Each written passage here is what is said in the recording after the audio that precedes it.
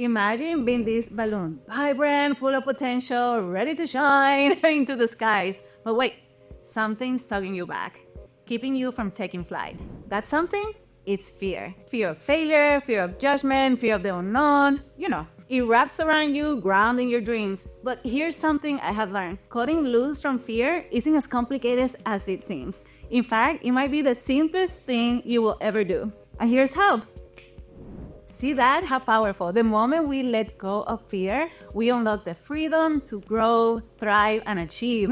And in today's video, I'll show you how to cut the ties of fear so your year can be truly your best year yet. Viktor Frankl, who was a Holocaust survivor, he wrote this. When we are no longer able to change a situation, we're challenged to change ourselves. That's really deep. His words remind us the true strength that comes from within. It's not about controlling the chaos around us, but mastering our inner response to it.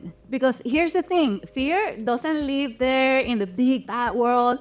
Fear isn't here, it's in your mind. And that means that you have the power to reframe it, to reshape it, and use it as fuel to create the life that you always wanted. Fear has this way of dressing up as a scary monster, convincing you that everything you want is just out of reach.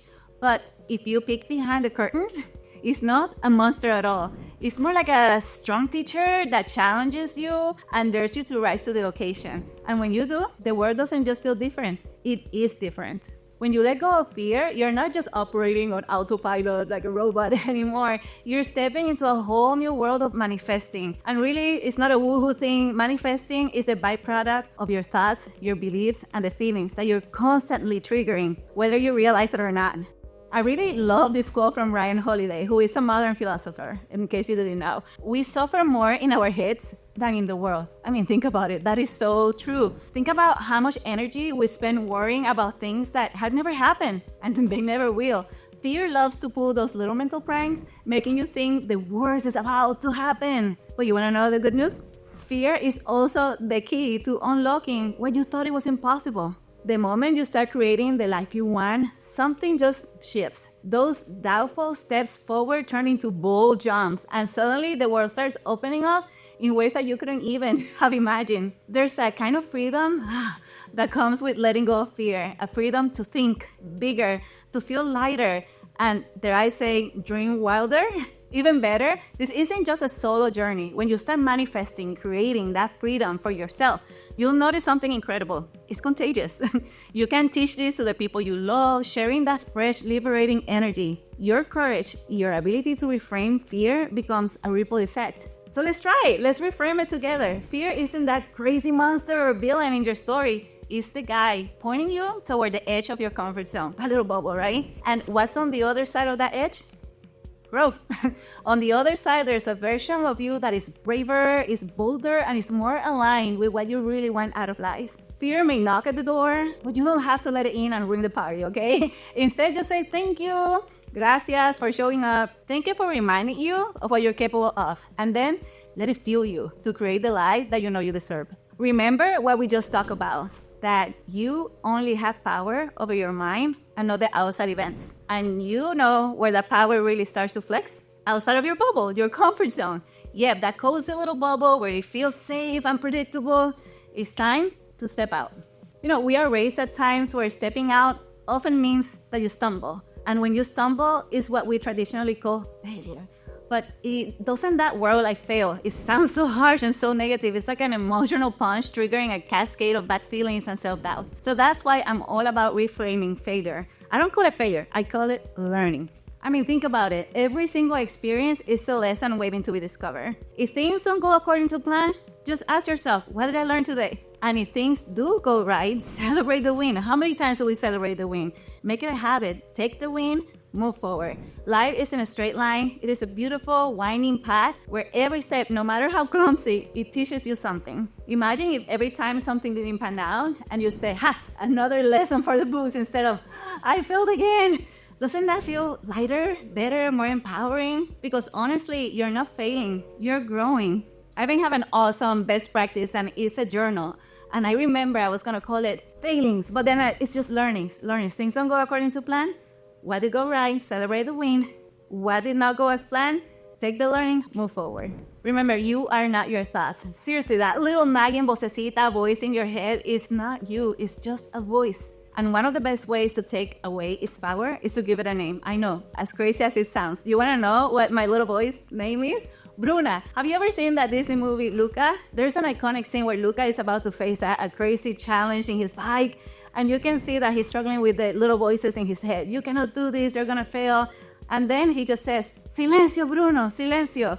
Just to calm that voice, because that's not him. That's the energy I bring to my inner critic. So when Bruna starts nagging and say, hey, who do you think you are? I just say, not today, Bruna. And you know what? It works. It's like hitting the mute button on a bad song. Sometimes I even talk to her out loud. I know. Yep, I literally say, hey, thanks for the input, Bruna, but hey, I got this. It might sound silly, but it's incredibly freeing. The key is finding what works for you. Whether it's journaling or meditating or having that journal, having a full-on conversation with your inner voice, with Bruna in my case, the goal is to separate you from it. That way you're in control and know your thoughts. Now let's talk about the power of visualization. Because sometimes fear traps us in this endless loop of what if all goes wrong? You know the feeling. But what if we flip the script? What if it all goes right? I had a client who was terrified of stepping back into the dating world. Bad experiences, horror stories, and even horror stories from his friends. They had her convinced that she was going to end in another heartbreak. So I gave her a simple challenge. What about you journal about what could go right? How does that relationship look like? Feel like? How do you feel? She started writing about her dream relationship, what it will feel like, what will they do together, how they will grow as partners, and guess what? Her whole perspective shifted. She realized she's been focusing so much on the potential for pain that she completely ignored what could be possible, the possibility of joy. When you visualize what could be, like really make it alive, present tense, colors, emotions in your mind, you start to see the steps that you need to take to get you there. Suddenly taking a risk doesn't feel scary because you focus on the amazing potential on the other side. And you know, amigos, fear is not going anywhere. It's always going to pop up, whispering doubts and hesitations. But when you step out of your comfort zone, your little bubble, you reframe failure as learning, you name your inner critic, and focus on what could go right, you take away fear's power. You become the creator of your story. So here's the final step to let go out of fear. I love this definition. Courage is not the absence of fear. It's taking action in spite of fear. This year isn't just another chapter in your story, it's a whole new book. And guess what? You are the author, nobody else. And here's the thing, if you want it to be a bestseller, you can keep writing the same old stuff. This is your chance to step out, take bold action, and finally go after that dream of yours. You know, the one that has been sitting in the back of your mind, waiting for you to stop overthinking and just start. Here's the question, what's scarier? Going after it or staying stuck? Let us sit that for a moment. Here are 4 things that you can do. First, let's get specific. What's your one big goal for this year? And I'm talking about something clear and measurable. None of that big, I just want something different. I want to feel better. I want to be in a different place. No. Say, I'm going to complete the 10K run by June. I'm going to save $10,000 by December. Do you see the difference? It's not about guessing. It's about exactly knowing where you're going, because otherwise you go like this in life and you go nowhere. Every big goal needs a reason behind it. Why does it matter to you? Maybe it's about showing your kids what's possible. That was my why. Maybe it's about proving to yourself that you're capable of so much more.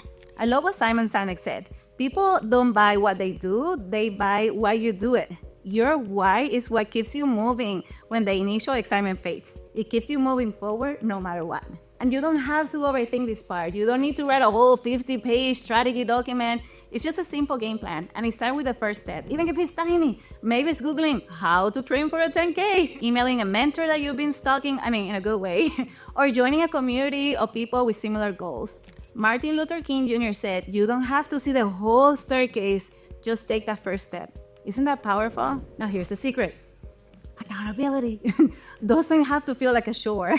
Find a way to make it fun, make it enjoyable. Maybe you team up with a friend and you both check in on each other's progress. Maybe you reward yourself with something small every time you hit a big milestone or a small milestone. Or maybe you post your progress online for a little public pressure and some cheerleaders along the way. All right, to wrap it up, this year is going to be different. Not because you're magically fearless, but because you're finally taking action despite the fear. Remember, you're being courageous. Like Tony Robbins says, the path for success is to take massive, determined action. I call it intentional action. What's one bold goal that you're ready to crush this year? Go on, say it out loud. You got this. Thank you so much for watching. Like this video, subscribe. If you are new, welcome, and please share with your friends, share with others that also have big goals in 2025.